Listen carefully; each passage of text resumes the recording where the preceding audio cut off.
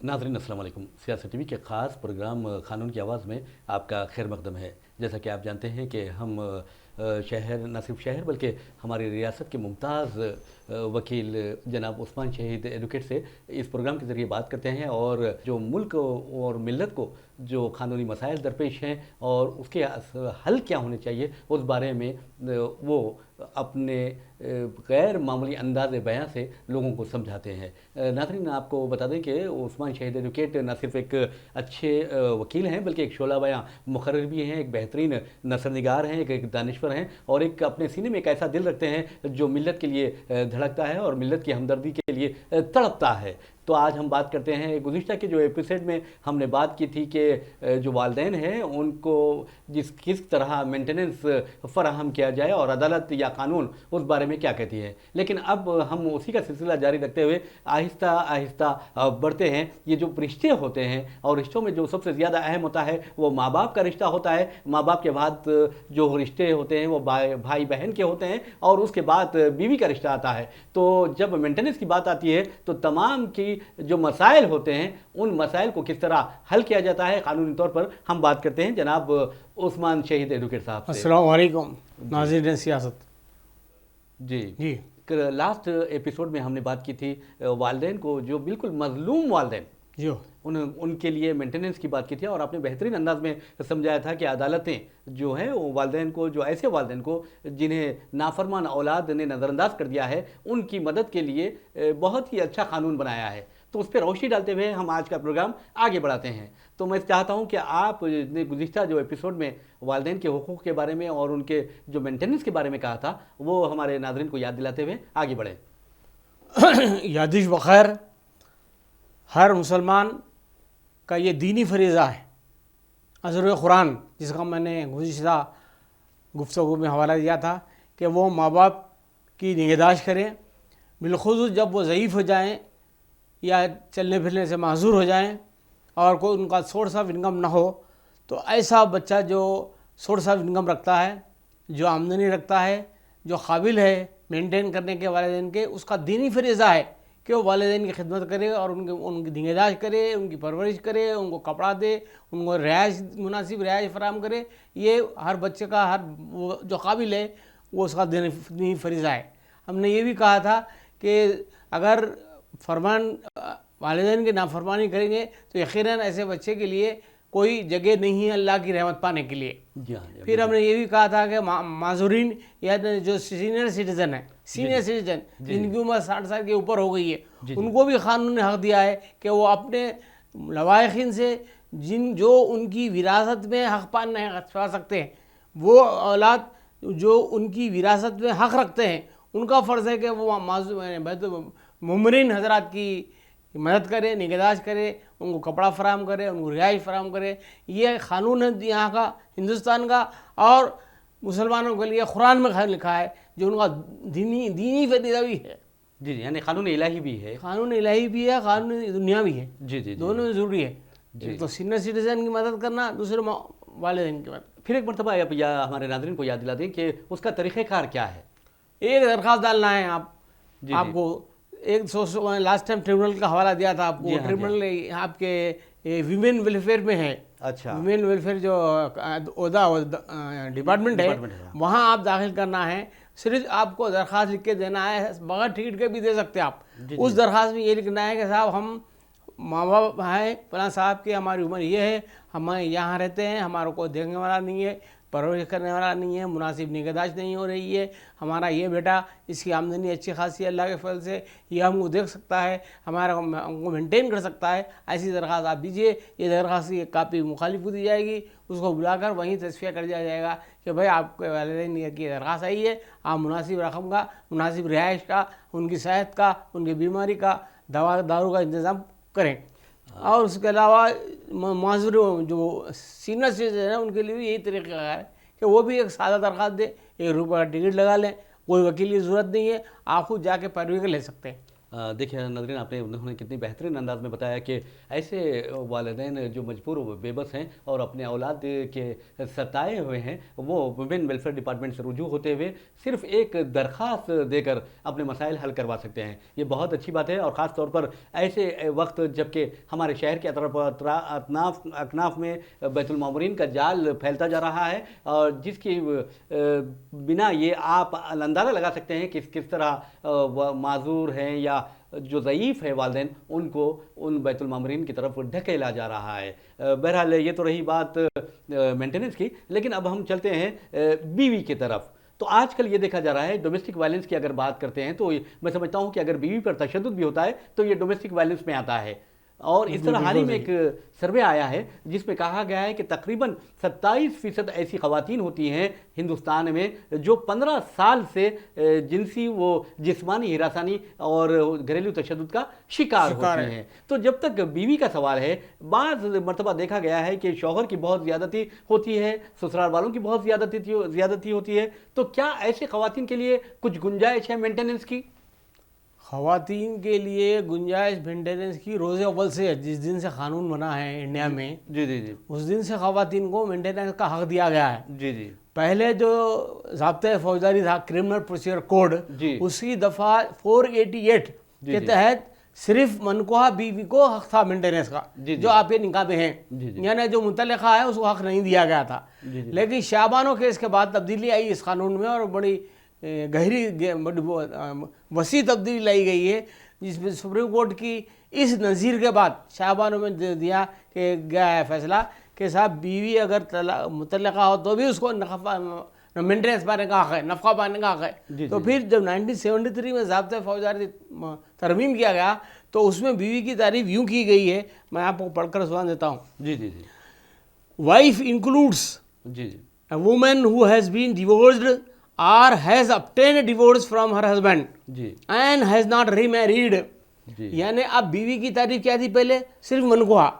अब बीवी की तारीफ में ये क्या शामिल किया गया है इजाफा करके कि बीवी जो तलाक ले चुकी है, यानी जैसा जरिए आपस में गुफ्तगू होती है, कॉम्प्रोमाइज़ होता है, किसी को हमारे को तलाक दे दीजिए और हम आपके निकाह से निकल जाते, वो बीवी, या जिसको तलाक दे दी गई। जी जी। अक्सर सूरतों में हस्बैंड साहब एक तरफा तलाक दे देते हैं, जी जी, जब तलाक सलासा है वारा कहा जाता, तो उसमें भी हर दो सूरतों में बीवी को नफ़ा पाने का हक़ है। जी। कब तक? ताकि वो दूसरी शादी ना करे, दूसरी शादी ना करे। अगर वो दूसरी शादी कर लेती है तो भी उसको नफ़ा पाने का हक़ नहीं। जी जी, मेंटेनेंस पाने का हक़ नहीं। तो अब बीवी के ताल्लुक़ से मैं एक दो जुमले गुजारिश कर देता हूँ। बिल्कुल। और वो जो मेरे जूनियर साथी हैं वो भी समझ लें कि बीवी, वही बीवी नफ़ा पाने की हक़ है, खा तलाक हो या खुला ले ले, ये उसको ज़रिया आमदनी ना हो। अच्छा, अगर बीवी को ज़रिया आमदनी है किराए की सूरत में, या कहीं बाहर से पैसा आता है, उसको कोई और रिश्तेदार भेजते हैं, या कैसी और वो वक्फ बोर्ड से उसको आमदनी है, या कुछ है ऐसी जिससे उसका गुजारा हो सकता है, तो उसको नहीं है जी जी नफ़ा पाने का हक़। तो आप दावा डालते वक्त बीवी की तरफ से ये ज़रूर लिखें कि petitioner is unable to maintain her self. जी जी। मैं रिपीट करता हूँ, petitioner is unable to maintain herself for the reason she is not able to do any job, she is unhealthy, she is not healthy, she is not in good health of health, good condition of health, या फिर ये कहें she has no income at all. और ये कह सकते हैं आपको she has got income rupees 100, 200, 400, 500, but that is not sufficient for your maintenance. ये कहें कि भाई हमको ये पैसों से हमारा मेंटेन नहीं हो सकता, या मुझे बीमारी है सख्त, मैं हिल नहीं सकती, चल नहीं सकती, फिर नहीं सकती, ऐसी सूरत हाल में ये बीवी को नफ़ा पाने का अदालत से हक़ है।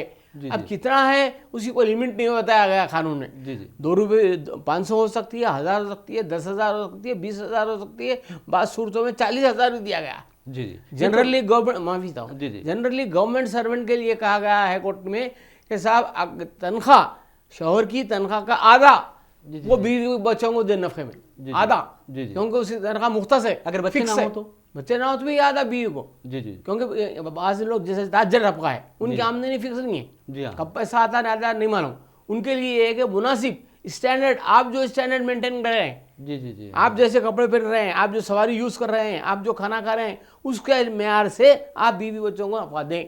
یہ پالنا، یہ نفقہ از حد ضروری ہے. یہاں تک کہ سپریم کورٹ میں جب مقدمہ پیش ہوا، میں زیادہ وقت لے رہا ہوں تو نہیں بالکل آپ بول سکتے ہیں. اس میں یہ ہوا کہ شوہر نے کہا میں یہ مانگ ہوں، یعنی اپنے مندر میں وہ بدھ تھا، بدھسٹ تھا، مانگ ہوں، میں لوگوں کی عبادت کرتا ہوں، لوگوں کو عبادت کرواتا ہوں اور خود بھی عبادت کرتا ہوں. مانگ تھا. تو سپریم کورٹ نے کہا مانگ ہو، مولوی ہو، مؤذن ہو، پیشوام ہو، پجاری ہو، کوئی ہو، اس کا کام ہے وہ اپنے کپڑے اتار دے، اپنی عبادتوں کو چھوڑ دے، رکشا چلائے، پتھر پھوڑے، لیکن اپنے بیوی بچوں کو پالے. یہ بہت اچھی بات کہی ہے.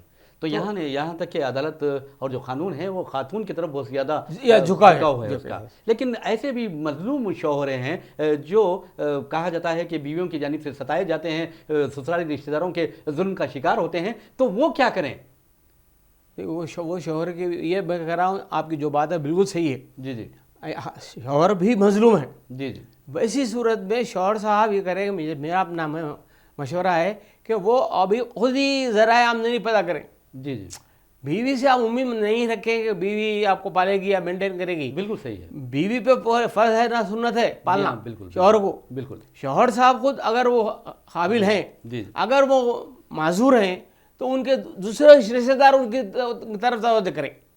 جیسے ان کے والد زندہ ہیں، یا ان کے بھائی زندہ ہے، یا ان کے بھائی بہن زندہ ہے، یا کوئی رشتہ دار زندہ ہے، تو ان کا فریضہ ہے کہ وہ ایسے صاحبزادے کو یا ایسے لڑکے کو یا ایسے صاحب کو مدد کرے. یا قوم کی طرف سے بھی ہو سکتا ہے کہ صاحب کوئی اچھی جماعتیں قائم ہوئی ہیں بڑی بڑی، یہ جماعتوں کا افراد کا بھی فریضہ ہے کہ وہ ایسے لوگوں سے درخواست طلب کرے اور واقعی مستحق ہیں تو ان کو گزارے کے لیے کچھ نہ کچھ اماؤنٹ منظور کریں. بہت اچھی بات کہی ہے. جیسا کہ آپ تقریباً میں سمجھتا ہوں کہ نصف صدی سے آپ پریکٹس کر رہے ہیں وکالت کی، وکالت کر رہے ہیں آپ، اور آپ کو کئی مراحل سے گزرنا بھی پڑا ہے اور کئی ایسے حالات بھی آپ نے حالات کا مشاہدہ کیا ہوگا جہاں پر جو فریقین ہیں ان کے جو غلطیاں ہیں آپ کے سامنے بھی آ گئی ہوگی. تو لیکن آپ کیا سمجھتے ہیں کہ اکثر آج یہ دیکھا جا رہا ہے کہ خواتین کی اگر پولیس اسٹیشن کی بات کرتے ہیں تو وہاں پر برقع پوش خواتین بہت زیادہ تعداد میں نظر آتی ہیں. اگر آپ عدالتوں میں دیکھیں گے تو وہاں پر مسلم مرد و خواتین دکھائی دیتی ہیں. تو کیا آپ کو ایسا نہیں لگتا کہ ہمارے پاس قرآن ہے اور حضور اکرم صلی اللہ علیہ وآلہ وسلم کی احادیث مبارکہ ہے اور سیرت نبی صلی اللہ علیہ وسلم ہمارے پاس ہے، اس کے باوجود بھی ہم پولیس اسٹیشنوں کے چکر لگاتے ہیں، عدالتوں کے چکر ہمیں کاٹنے پڑتے ہیں اور حکومت ہماری شریعت میں مداخلت کرتی ہے؟ آخر وجہ کیا ہے؟ معاشرے کا بگاڑ اس کی مین وجہ ہے.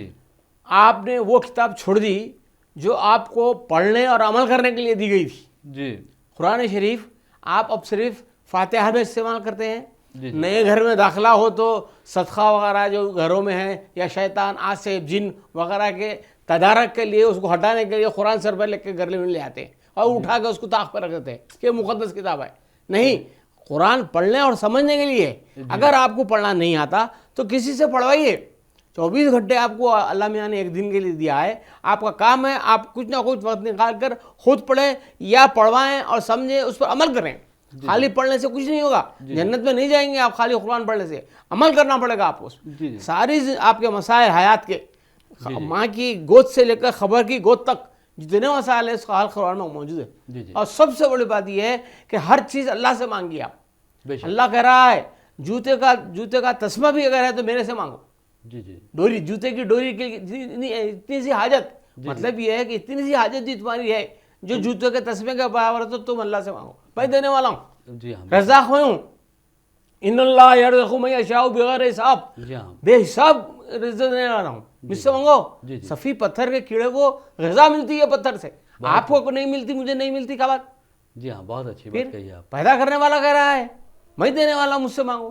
آپ صبح اٹھتے نہیں، آپ نماز پڑھتے نہیں، آپ قرآن پڑھتے نہیں، آپ قرآن سمجھتے نہیں، آپ قرآن پہ عمل کرتے نہیں. آپ یہ نہیں سمجھتے کہ مجھے اللہ کے سامنے جواب دے ہونا ہے، کل قیامت میں اللہ پوچھنے والا ہے میرے سے کیا کرا تو قرآن پڑھا سمجھا اب عبادت کرا میری. نہیں، آپ نماز نہیں پڑھتے، آپ اللہ سے دعا نہیں کرتے، آپ محنت کرنے کے لیے باہر نہیں نکلتے. ارے سائیکل کی ہوا بھرنے کا کھول لے کے بیٹھو پمپ، بہت اچھی بات کہی ہے آپ نے. بہرحال ناظرین، جیسا کہ عثمان شہید ایجوکیٹ صاحب نے بہت ہی پیارے انداز میں لیکن انتہائی جذباتی انداز میں جو قوم کو جھنجھوڑنے کی کوشش کی ہے، میں سمجھتا ہوں کہ یہ بہت اچھی بات ہے. خاص طور پر اگر قرآن مجید کی بات آتی ہے تو جن لوگوں کو قرآن شریف پڑھنا نہیں آتا وہ سیکھ سکتے ہیں، اور یہاں عمر کی کوئی قید نہیں ہوتی کیونکہ یہ اپنے رب کے قریب جانے کا ایک ذریعہ ہے. بہرحال ہم آئلی قوانین کی بات کر رہے تھے، اور میں سمجھتا ہوں کہ جو آئلی قوانین یعنی جو خاندان کے یا فیملی سے متعلق مسائل ہوتے ہیں، ان قوانین کے بارے میں مزید بات کرتے ہیں ایک چھوٹے سے بریک کے بعد.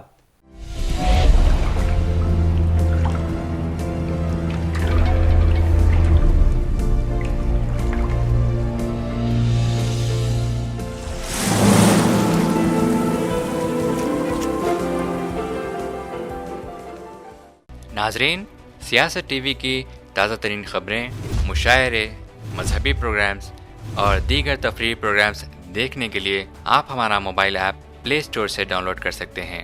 اس کے علاوہ یوٹیوب اور فیس بک پر آپ سیاست ٹی وی کا راز ٹیلی کاسٹ بھی دیکھ سکتے ہیں. یوٹیوب پر سیاست ٹی وی سبسکرائب کریں اور بیل آئیکن پر کلک کریں تاکہ نئے ویڈیوز آپ تک فوری طور پر پہنچ سکیں.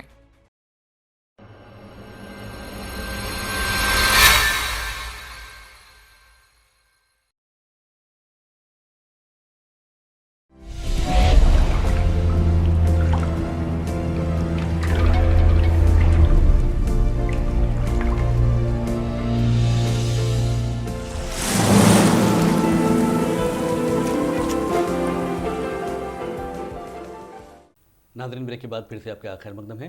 ہم بات کر رہے تھے آئلی قوانین کی، تو اس سلسلے میں ہم نے ماں باپ کی بات کی، پھر بیوی کی بات کی، اور اب چاہتے ہیں کہ بچوں کی بات کریں. کہ یہ تو رہی ماں باپ کے مینٹیننس کی بات آپ نے بتا دی ہے، اور بیوی کو جب علیحدگی ہوتی ہے، طلاق ہوتی ہے یا اختلافات پیدا ہوتے ہیں تو کس طرح مینٹیننس یعنی دیے جاتے ہیں، اس طریقے سے آپ نے بتایا ہے. اور اس کے بعد اب رہی بچوں کی بات، میں سمجھتا ہوں کہ اگر میاں بیوی لڑتے ہیں، جھگڑتے ہیں یا ان کے درمیان علیحدگی ہو جاتی ہے تو سب سے زیادہ اگر کوئی متاثر ہوتے ہیں تو وہ اولاد ہوتی ہے. تو اولاد کے مسئلے کا حل کیا ہے قانونی لحاظ سے؟ میں ایک بات بتلا دوں کہ مینٹیننس کی درخواست اگر شوہر کے 4 بیویاں ہیں جی تو چاروں بھی ڈال سکتے ہیں اگر اختلاف ہو، اگر یا ایک بیوی ڈال سکتی ہے، الگ ملا کے مشترکہ نہیں، الگ علیحدہ درخواستیں. 2 بیویاں ہیں، دونوں سے جھگڑا ہے، 2 بیویاں علیحدہ ڈال سکتے ہیں، اور مشورہ کو دینا ضروری ہے. اس کے بعد ایک بات اور رہ گئی بتائیں گی کہ درخواست مینٹیننس ڈالنے کے لیے درخواست پر صرف 1 روپیہ ٹکٹ لگائی ہے. جی کورٹ فیس نہیں ہے. اچھا، بیوی کو دینے کی ضرورت نہیں کورٹ فیس. 1 روپیہ ٹکٹ مینٹیننس درخواست پہ لگا کر اپنے حالات لے کر عدالت کو پیش کر دے گی. اس کے لیے لمیٹیشن نہیں ہے. جیسے آپ علیحدگی ہو کے 10 سال ہوگا، اب آپ کو ملیں گا یا نہیں ملیں گا مینٹیننس، ایک سوال. کوئی فکر کی ضرورت نہیں ہے. 10 سال کے بعد بھی جو بیوی علیحدہ ہو گئی اپنے شوہر سے مینٹیننس کی درخواست پیش کر سکتی ہے، بشرطے کہ وہ شادی نہ کرے کسی. ٹل شی ری میرج. اور بچوں کو بھی نفقہ دینا شوہر کے لیے لازمی ہے. لازمی ہے، اس کا دینی فریضہ بھی ہے، دنیاوی فریضہ بھی ہے، اور دینی فریضہ بھی ہے. اور کب تک دینا ہے بچوں کو؟ 1 دن کے بچے کو بھی دینا ہے. اور جب تک کہ وہ گارڈین اینڈ وارڈس کے تحت اگر کیس ہو تو 21 سال کی عمر تک، 21 سال کی عمر تک. اور انڈین میجارٹی ایکٹ کے تحت 18 سال کی عمر تک نہ بچے کو اور بیٹی کو نفقہ دینا ضروری ہے. مین وائل ایجوکیشن خرچہ بھی آپ کو اٹھانا چاہیے، یعنی تعلیمی مصارف آنے کالج سے آنے جانے، اسکول سے آنے جانے کا پیسہ خرچہ، یا جو ہے آپ کی کتابوں کا ہے، یونیفارم کا ہے، اس کی صفائی کا انتظام ہے، اس کو ہیلتھی کنڈیشن میں رکھنا، کھلانا پلانا، نیوٹریشیس فوڈ دینا، یہ سب آپ کی ذمہ داری. ان اپنی ذمہ داری سے پہلو تہی نہیں کر سکتا. ہاں یہ ضروری ہے کہ آپ شادی کرنے سے پہلے یہ سوچ لیں کہ میں بیوی اور بچوں کا بار اٹھا سکتا ہوں یا نہیں اٹھا سکتا ہوں. آپ بالغ ہو گئے، گاڑی آ گئے تو آپ شادی مت کیجیے. پہلے اپنے جیب کو دیکھیے، میرے پاس اتنا پیسہ ہے کہ میں ایک فیملی کا بوجھ اٹھا سکتا ہوں، بیوی کے خواہشات پورے کر سکتا ہوں. اگر بچہ ہو گیا تو اس کے خواہشات، اس کی ضروریات کی تکمیل کر سکتا ہوں. ماں باپ پہ میرا باپ کروڑ پتی ہے وہ شادی مت کیجیے. آپ اپنے جیب کے اوپر نظر ڈالیے اور شادی کیجیے. بہت اچھی بات کہی ہے. ایک بات سوال یہ پیدا ہوتا ہے جیسا کہ آپ نے گفتگو میں بتایا کہ مینٹیننس کی جہاں تک بات ہے بیوی کو اس وقت تک مینٹیننس دینا ضروری ہے, لازمی ہے جب تک کہ وہ دوسری شادی نہیں کر لیتی. یہ تو رہی بات, اگر بیوی دوسری شادی کر لے تو بچوں کو کیا ہوگا, ان کا مینٹیننس کی بات کیا کیسے حل ہوگی؟ بچے جہاں رہے ہاں باپ کی ذمہ داری ہے ان کو مینٹین کرنا, یہ سپریم کورٹ کا فیصلہ ہے. جی جی بچے باپ کے پاس ہے, ماں کے پاس ہیں تو آپ مینٹین کرنا, بچے نانی کے پاس ہے تو آپ مینٹین کرنا, بچے دادی کے پاس ہے تو مینٹین کرنا. جہاں بچے رہیں بچوں سے اختلاف نہیں, جی بچے کا پیدائشی حق ہے کہ اس کو صحت مند رکھیے, اس کو کھاتا پیتا رکھیے, اس کو مناسب غذا دیجیے, مناسب کپڑے دیجیے, مناسب رہائش کا انتظام کیجیے. یہ ہیومن رائٹس ہے.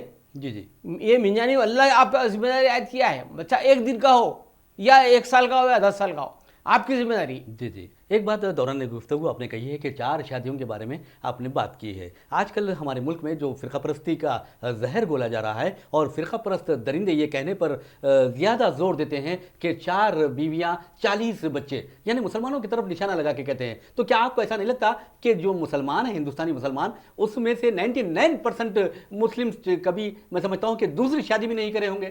بالکل صحیح ہے, یہ جھوٹا پروپیگنڈا ہے, نوجوانوں کے ذہن کو متاثر کرنے کے لیے ہے, ہمارے خلاف ان کو کھڑا کرنے کے لیے ہے, اور یہ زہریلا پروپیگنڈا ہے جس کی وجہ سے قوم ڈیوائیڈ ہو چکی ہے. جی جی ایک مرتبہ تھا اندرا گاندھی نے کہا تھا کہ میں نے 2 قومی نظریے کو خلیجی بنگال میں دفن کر دیا, جی جی غرق کر دیا. کب؟ جب بنگلہ دیش بنا تھا. بڑے فخر سے کہا تھا انہوں نے, ساری قوم ایک ہے ہندوستانی. آج ہم پھر پوچھتے ہیں اندرا گاندھی کی روح سے اور ان کے لوگوں ساتھیوں سے کہ بتائیے ہندوستان میں 2 قوم ہیں یا نہیں ہے؟ آپ ہندوؤں سے الگ برتاؤ کر رہے ہیں, آپ مسلمانوں سے الگ برتاؤ کر رہے ہیں. ایکول ٹریٹمنٹ نہیں ہے. ایکول ٹریٹمنٹ آرٹیکل 15 کی بقیہ گیری ہو چکی ہے. سیدھیاں کر دیا تم نے دستور کے آرٹیکل 15 جس میں کہا گیا ہے نان ڈسکریمنیشن, کوئی بھید بھاؤ نہیں ہے. آپ کے کاسٹ کی بنیاد پر, کلر کی بنیاد پر, مذہب کی بنیاد پر, عقیدے کی بنیاد پر بھید بھاؤ نہیں ہے. آل آر انڈینس, ہم بھی یہی کہتے ہیں آل آر انڈینس. آپ نے ڈیوائڈ کر دیا, اس کے لیے آپ نے ایک ذریعہ بنا. کیا؟ ارے مسلمان 4 شادیاں کرتے. نصر یونیورسٹی میں لیکچر ہوا تھا, جی جی جی ایک بڑا ہنگامہ ہوا تھا, میں بھی گیا تھا. تو وہاں ایک پروفیسر نے جو خارج سے غیر مسلم تھے, انہوں نے کہا سارے ہندوستان کا سروے کرنے کے بعد یہ نتیجہ نکلا ہے کہ مسلمان 1% بھی 2 شادیاں نہیں کرتے. 4 تو دور کی بات ہے, 1%. جی ہاں بہت ہوا, بہت کم, ریئرلی مثال ہے کہ 2 کریں یا 3 کریں. کہاں سے آپ یہ اعداد و شمار لائے ہیں کہ صاحب مسلمان 4 شادیاں کریں, 4 کریں؟ ایک تو مثال بتائیے. جی جی معاشی حالات جتنی تباہ ہو چکی ہے مسلمانوں کی, مسلم دشمنی کا نتیجہ ظاہر, اور نوجوانوں کو کھڑا کرنا ہمارے خلاف, ہندو نوجوانوں کو ہمارے خلاف سفارہ کرنا ہے کہ اگر تم مسلمانوں کو ایسا چھوٹ دے دیں گے تو وہ 4 شادیاں کریں گے, اولاد پیدا کریں گے. 3 کروڑ سے ہوگا, آج 25 کروڑ ہو گئے ہیں, کل 50 کروڑ ہوں گے, ہندوستان میں قبضہ کر لیں گے. تمہاری نسل ختم ہو جائے گی, تمہاری مذہب ختم ہو جائے گا, تمہارے مندریں ختم ہو جائیں گی. اس طرح کی جھوٹ یہ پروپیگنڈا ہے ان کا کہ مسلمانوں کی آبادی بڑھے مت دو. اب جیسا کہ آپ نے کہا ہے کہ میں نے مداخلت کر دی تھی کہ آپ نے کہا ہے کہ جہاں تک مسلمانوں کا سوال ہے 1% مسلمان مرد دوسری شادی نہیں کیا, دوسری شادی نہیں کی. 4 تو دور کی بات. اور دوسری بات آپ نے یہ کہی تھی کہ مسلمانوں کی معیشت اس قدر تباہ کن ہے کہ اس کی اجازت بھی نہیں دیتی. ایک بھی مینٹین کرنے میں مشکل ہے اس کو. آج جی جی یہ مہنگائی بڑھ گئی ہے. دوسرا آپ جو ہے ہمارے ذرائع بند کر دیا ذرائع. جی ہاں یہ بات بھی بہت اچھی کہی ہے. اب رہی بات جب ہم بات کر رہے ہیں آئلی قوانین کی, تو کیا آپ کو ایسا نہیں لگتا کہ آئلی قوانین کا تعلق حقوق العباد سے بھی ہے؟ بے شک. آئلی قوانین کا مطلب کیا ہے؟ قوانین کیا ہے پہلے یہ بتائیے. آئلی قوانین کا کیا ہے کہ یہ کا مطلب یا معنی یہ ہے کہ یہ قوانین میں جن کا نام لے رہا ہوں, شادی, جی جی, طلاق, جی, ہبہ, جی, یعنی منتقلی جائیداد, اورلی, ہبہ, وراثت, آپ کے وقف کے جائیدادیں, اور تقسیم متروکہ, یہ قوانین کے مجموعے کو آئلی قوانین کہتے ہیں. اچھا اچھا, جی جی جی, حقوقی بات ہے. جی ہاں. اب آپ فرض کیجئے متروکہ جائیداد کی تقسیم کا مسئلہ آ گیا, جی ہاں, XYZ کا انتقال ہو گیا, اب محروم کی جائیداد ہے, کیسا تقسیم کرنا؟ جی اللہ فارمولا دیا. جی دیکھو سب سے پہلے بیوہ جو ہے وہ بیوہ کے 2 آنے دینا وراثت میں سے, 2 آنے 1/8, اور بیوی کا مہر دینا اگر نہیں دیے. بیوی کو اختیار ہے, اگر شوہر مہر نہیں دیا تو وہ بیٹوں کے خلاف مقدمہ کرے. جی جی مہر کی واپسی کا. جی جی بیٹے اور بیٹیوں پہ سب کو مقدمہ داخل کر کے اپنا مہر کی رقم وصول کرے, یہ اس کا حق ہے. جی جی. یہ حقوق العباد میں ہے. ایک سوال یہ پیدا ہوتا ہے کہ جہاں تک مہر کا سوال ہے, اکثر یہ کہا جاتا ہے کہ شوہر کو میں نے معاف کر دیا ہے مہر, تو کیا ایسا اس کی صورت ہے؟ شریعت میں اس کا کوئی مقام نہیں ایسی بات کا کہ صاحب بیوی بولتی ہے میں تم کو مہر معاف کر دی, یا شوہر بولتا ہے وہ میری بیوی کو مہر معاف کر دیے تھے. غلط بات ہے. آپ شادی کے فوری بعد مہر دے دیجئے, جی جی, زر نقد دیجئے یا جنس کی شکل میں کوئی زیور وغیرہ آپ دے دیجئے. آپ کا قرآن میں لکھا ہوا ہے صاحب, آپ کو دور جانے کی ضرورت ہی نہیں ہے. بے شک بے شک. تم اپنی بیویوں کا مہر ادا کر دو, قرآن میں لکھا ہوا ہے. پھر آپ پہلو سے یہ کیسا کر رہے, بچ رہے کیوں؟ آپ کو 1000 مدت میں آپ پیسہ خرچہ کرتے ہیں, بیوی کو مہر دینے میں آپ کو وہ نہیں ہے. جی جی, ہمت نہیں ہے. بہت اچھی بات. کیوں نہیں دیتے؟ کہاں جاتی بھائی بیوی اگر نقد بھی لیں گی آپ سے تو آپ کو ہی دیں گی پلٹ. جی ہاں جی ہاں, یہ بات بھی. وہ بیچاری کیا کرے گی؟ جی جی, یعنی آپ کی کچھ مدد میں وہ رقم اضافہ ہوگا. آپ کی رقم آپ کو واپس آ رہی, جی جی, لیکن آپ کی دل نہیں بڑھتا. اور اگر وہ اس کی بیوی اپنی مرضی سے آپ کو دے تو جب آئے گی. ہاں, اور جاہل پنا عورتوں میں یہ معافی چاہتا ہوں میں خواتین سے کہ مہر نہیں لینا, سمجھو تو اللہ ہوگی. ارے صاحب اللہ آپ کو حق دیا ہے, لو آپ. جی جی, نہیں لیتے ہم مطلب میں سمجھتا ہوں کہ یہ بہت پرانی بات ہو گئی ہے. اب کی جو لڑکی شادیاں ہو رہی ہیں پہلے مہر کا مطالبہ کیا جا رہا ہے. ایگزیکٹ, ہمارے بچے زیوری شکل میں دے رہے ہیں. بہت اچھی بات. جی جی, بہت اچھی بات. لیکن یہ پھر آپ جب وراثت تقسیم ہوتی ہے تو لڑکی کہتی ہے, کیس ہے جو میرے پاس آیا تھا اور جس کو میں نے صلح کے ذریعے ختم کرا دیا, بہن کہہ رہی ہے کہ میرے کو بھی بھائی کا برابر رکھ دو. ارے میں بولا اماں تم مسلمان ہیں, تم قرآن پڑھو, اس میں صاف لکھا ہوا ہے سورہ نساء میں. جی جی, بھائی کا حق دعا نہیں ہے تو بہن کا حق ہے ایک آنا. جی جی, جو بھائی کو دیا جائے گا اس کا آدھا تمہارا حق ہے. جی بے شک. اللہ رسول کا حق نہیں مانتے, نہیں صاحب ہم کو نہیں مان, ہم کو بھی برابر ہونا بھائی کے. اب مقدمہ ارے یہ اسی بنیاد پہ مقدمہ پڑے گا. جی جی, 4 سال کے بعد جب پھر سمجھایا گیا تو پھر راضی ہوئی وہ بچی, راضی ہو گئے ہو تو اس کا ہوگا. تو کیا آپ سمجھتے ہیں کہ اس طرح کے مقدمات کے نتیجے میں فرقہ پرستوں کو نئے نئے مواقع بالکل مل رہے ہیں مسلمانوں کو بدنام کرنے کے؟ اسی بنیاد پہ وہ لوگ کہہ رہے ہیں کہ اسلام میں مساوات نہیں ہے. جی جی, یہی بنیاد پہ کہ صاحب لڑکی کو آدھا دے رہے ہیں, آپ لڑکے کو پورا دے رہے ہیں, یہ کیا بات ہے؟ ارے بیوقوف, آپ سمجھتے کیوں نہیں کہ مہر کی رقم بھی دی جا رہی ہے جی ہاں, بیوی کو, وہ خاتون ہے. اس کے علاوہ اس کو آپ کے جو جہیز وغیرہ کی صورت میں بھی دیا جا رہا ہے. جی جی, یہ افیاض ہے, الگ بات ہے, لیکن ہمارے پاس ایک کسٹم ہے. جی جی, تو ہم جہیز میں بچی کو کیا نہیں دیتے ہیں؟ ماں باپ اپنی حیثیت سے دیتے ہیں, غریب اپنی, ماں باپ غریب ہیں تو اپنی حیثیت سے دیتے ہیں, لیکن دیتے ہیں یعنی تحفے کے طور پر. تحفے کے طور پہ. یہ سب چیزیں ملتے ہیں اس کو, وراثت میں حق ملتا ہے اس کو پرورش کی ذمہ داری پوری شوہر پہ ہے. جی جی, اگر یہ ساری چیزیں ملائے تو آپ جو حصہ پورا دے رہے ہیں بہن کو, اس سے کئی گنا بڑھ جا رہی ہے. صحیح کہا ہے آپ نے. ہندو لا میں بڑا برابر کا حصہ ہے, مان لیا میں, 4 آنے بھائی کو 4 آنے بہن کو جی جی, دے دو. تو پھر بھائی کو پاس جو حصہ جا رہا ہے کہ اتنا حصہ بہن کو مل رہا ہے, بظاہر مل رہا ہے, حقیقت دیکھا جائے تو بہت کم مل رہا ہے ہمارے مقابلے. ہمارے مقابلے میں بہت کم مل رہا ہے بہن کو. صحیح کہا ہے آپ نے. شادی بھی ہم کر رہے ہیں, جی جی, یعنی مرد شادی کر رہا, بھائی کی ہو یا چچا ہو یا تایا ہو یا بابا ہو, کر رہا تو مرد ہی شادی بچی کی. وہ اخراجات نہیں ملا رہے ہیں آپ اس کو, کیا ایسی اٹھا کے دے رہے ہیں بچی کو, وہ بھی ملائیے آپ. اس میں وراثت کو دیکھیے, یہ سوب دیتے ہوئے ہم وراثت میں بھائی کے مقابلے میں آدھا دے رہے ہیں. جی جی, یہ سب مساوات ہے یا نہیں ہے؟ اگر آپ سے کہا جائے کہ جو موجودہ حالات ہیں فرقہ پرستی بڑھتی جا رہی ہے اور فرقہ پرست جو مسلمانوں کے آئلی جھگڑے ہیں, خاندانی جھگڑے ہیں, ان سے فائدہ اٹھا کر شریعت میں مداخلت کرنے کی کوشش کر رہے ہیں, تو اگر آپ سے کہا جائے کہ ان کو کچھ مشورہ دیں, ایسا مشورہ جو ان کے ذہن و قلب میں بیٹھ جائے, تو کیا مشورہ دیں گے آپ؟ ایک ہی مشورہ میرا, جی, گردو میخواہی مسلمان زیستن. جی, گردو میخواہی مسلمان زیستن نصف ممکن جزو قرآن زیستن. بہت خوب, بہت خوب. اگر مسلمان کی زندگی آپ کو گزارنا ہے اس دنیا میں تو قرآن کی جو زندگی بتائی گئی اس میں گزارا کرو. ہر بات اللہ رسول کے مطابق رہا, ہر بات. جی جی, اللہ تیرے حکم کے مطابق میں زندگی گزار رہی ہوں, تیرے حکم کے مطابق میں شوہر کے ساتھ ہوں, تیرے حکم کے مطابق میں رہ رہی ہوں. بہت اچھی بات. یہ ہونا چاہیے, جی جی, بہت. تب مسلمان سکسیسفل ہوگا دنیا میں. یعنی کوئی ان پہ مداخلت نہیں کر سکے گا, نہیں کر سکے. جی جی, اللہ اور رسول بس, دنیا کی کوئی طاقت ان کا سر جھکا نہیں سکتی. بہت اچھی بات کہی ہے آپ نے. بہرحال ایک بات میرے ذہن میں یہ آ رہی تھی, جب آئلی قوانین کی بات ہو رہی تھی تو آپ نے کہا کہ شادی ہے, طلاق ہے, اس کے بعد آپ نے کہا کہ ہبہ کی بات آپ نے کہی ہے, تو کیا ہے یہ ہبہ؟ کیا یہ گفٹ ہے اور یا تفصیل مسئلہ اس پہ میں اس لیے کہ نہیں, ہم اپنے پروگرام ختم کرنے سے پہلے ہبہ کے بارے میں ذکر کرتے ہیں اور دوسرے ایپیسوڈ میں اس کی تشریح کرتے ہیں. مبسوط کتاب میں نے لکھی اللہ کی وجہ سے ورلڈ وائڈ پاپولر ہوئی ہے وہ. جی جی. امریکہ سے، لندن سے، آسٹریلیا سے لوگ آ کے اب بھی خرید کے لے آتے ہیں. اچھا. وہ کتاب بہت پاپولر ہوئی ہبا ہے.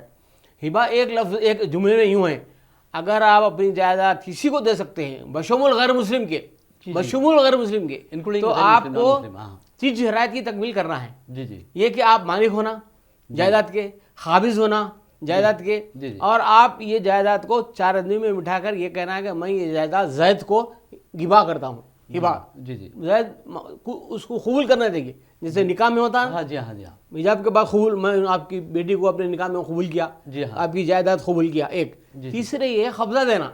اچھا. پوزیشن دینا. پوزیشن ضروری، بغیر اس کے ہبا مکمل نہیں ہوتا.